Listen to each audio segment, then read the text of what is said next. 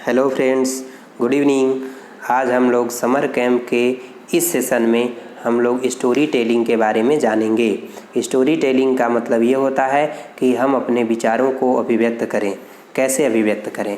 तो अब विचारों को अभिव्यक्त करने से हमें बहुत सारे स्किल का लाभ होता है। जैसे हम भाषा में समृद्ध होंगे, जिस भाषा में हम अभिव्यक्त करेंगे उस भाषा की स्टोरी कहलाएगी। जैसे कि अगर हम इंग्लिश में स्टोरी बना रहे हैं, कंस्ट्रक्ट कर रहे हैं तो इंग्लिश स्टोरी हो जाएगी। हिंदी में बना रहे हैं तो हिंदी स्टोरी हो जाएगी। इंग्लिश में बनाएंगे तो इंग्लिश स्टोरी हो जाएगी। उर्दू में बनाएंगे तो उर्दू स्टोरी हो जाएगी। मतलब हमें अपने भाषा अभिव्यक्ति का माध्यम चुनना होता है। अब यहाँ पे हम जिस मेथड का यूज कर रहे हैं इसका नाम है फिगरेटिव मेथड। फिगरेटिव मेथड का मतलब ये होता है कि हमें पिक्चर को देखना होता है। इसमें देखिए हम बहुत सारे पिक्चर को दिखा रहे हैं। पिक्चर को ऑब्जर्व करने के बाद हमें ये देखना होता है कि कौन कौन से इसमें ऑब्जेक्ट हैं, किसकी क्या पोजीशन है, किसका क्या सिचुएशन है। उसको देखने के बाद तब हम अपने भाषा को अभिव्यक्त करते हैं, तब हम उसमें सेंटेंस कंस्ट्रक्ट करते हैं और सेंटेंस कंस्ट्रक्शन करने के बाद तब एक स्टोरी का निर्माण होता है। इसके लिए हम जब स्टोरी बनाते हैं तो स्टोरी बनाते समय हमें बहुत सारी चीज़ों को ध्यान में रखना होता है कि स्टोरी कैसा है, मतलब क्या मैसेज दे रहा है। एक मैसेज गिविंग स्टोरी होनी चाहिए। वो स्टोरी मोरल स्टोरी हो सकती है, वो स्टोरी आपका करेजियस हो सकती है, वो स्टोरी वैल्यू बेस्ड हो सकती है। उसका हमारे जीवन में कुछ उसका महत्व होना चाहिए, उससे हमें कुछ प्रेरणा मिलनी चाहिए। ऐसी स्टोरी हमें क्रिएट करनी चाहिए। जैसा कि आप इस पिक्चर से पहले से परिचित होंगे, आपने सुना होगा हिंदी में एक कहानी की, एक कौवा बहुत प्यासा था, ठीक है, और अपनी प्यास बुझाने के लिए वो इधर उधर जाता है और उसके बाद उसको अपने युक्ति से जब वो कठिन परिस्थिति में फंस जाता है तो कैसे उसके दिमाग में एक विचार आता है और उस विचार को कार्यान्वित करके वो अपनी प्यास बुझा लेता है। इसका मतलब तो इससे हमें कोई एक मैसेज मिलता है। हमें क्या मैसेज मिलता है? और ये मैसेज जो लास्ट में मिलता है उस मैसेज को हम क्या कहते हैं? मोरल, मतलब मोरल ऑफ द स्टोरी। तो मोरल ऑफ द स्टोरी का मतलब वो ये होता है कि हम इस कहानी से क्या सीखें। तो आइए अब हम जानते हैं कि इसमें हम जो कहानी कंस्ट्रक्ट करेंगे इसी पिक्चर का यूज करते हुए हम इसमें कहानी कंस्ट्रक्ट करेंगे इंग्लिश के। तो हम सबसे पहले इसमें देखिए, इस पिक्चर को हम ऑब्जर्व कर रहे हैं और ऑब्जर्व करने के बाद हम इसमें क्या देख पा रहे हैं। इसमें हम ये देख पा रहे हैं कि यहाँ पे एक थर्स्टी क्रो है ना।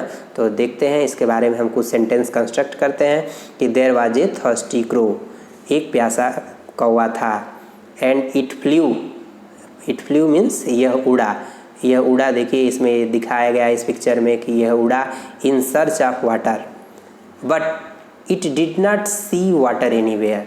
लेकिन इसको पानी जो है कहीं दिखाई नहीं दिया। जब इसको पानी कहीं दिखाई नहीं दिया तो उसने क्या किया कि ऑल ऑफ सडन, अचानक it saw a picture with a little amount of water. अचानक उसने एक घड़ा देखा जिसमें थोड़ा पानी था, ठीक है। तो इस पिक्चर में आप देख रहे हैं कि सडनली इट सा, अचानक इसने देखा। अब क्या देखा कि ये picture with the little amount of water, एक घड़ा देखा जिसमें थोड़ा पानी था।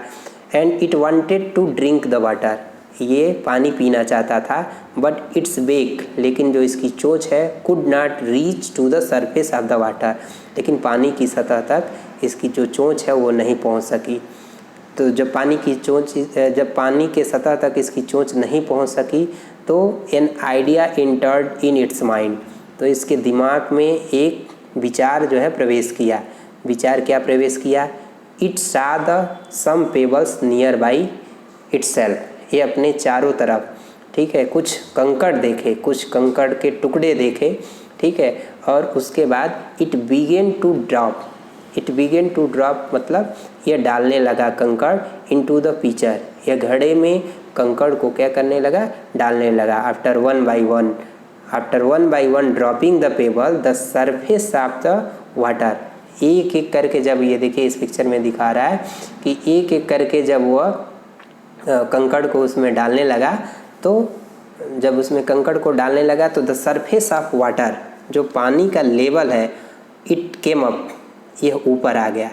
And after coming up the surface of the water up to the picture, जब वो पानी जो है ऊपरी सतह तक आ गया तो देखिए इस पिक्चर में दिखाया गया है, इट ड्रैंक द वाटर, इसने पानी पिया, and it quenched it's thirst, और उसने अपनी प्यास बुझाई। तो इससे यहाँ तक हमने सेंटेंस बनाया। उसके बाद यहाँ पे ये आ रहा है कि where there is will there is a way. इसका मतलब क्या हुआ कि जहाँ चाह वहाँ राह, यानी विपरीत परिस्थितियों में हमें निराश नहीं होना चाहिए। ठीक है, अगर हमने ठान लिया है कुछ चीज़ करने के लिए, तो अगर हम काम करेंगे तो हम उसमें सफल अवश्य होंगे। ठीक है, तो ये मोरल ऑफ द स्टोरी रही। और ये इंग्लिश हमने बाइलिंगुअल बता दिया, हिंदी में भी इसको कंस्ट्रक्ट कर दिया, इंग्लिश में भी कंस्ट्रक्ट कर दिया। तो ये दोनों तरीके से ये स्टोरी आपको मतलब समझ में आई। आप चाहें तो इसको हिंदी में बना लीजिए, हिंदी स्टोरी हो जाएगी, और आप चाहें तो इंग्लिश में बना लीजिए, इंग्लिश स्टोरी हो जाएगी। थैंक यू, धन्यवाद।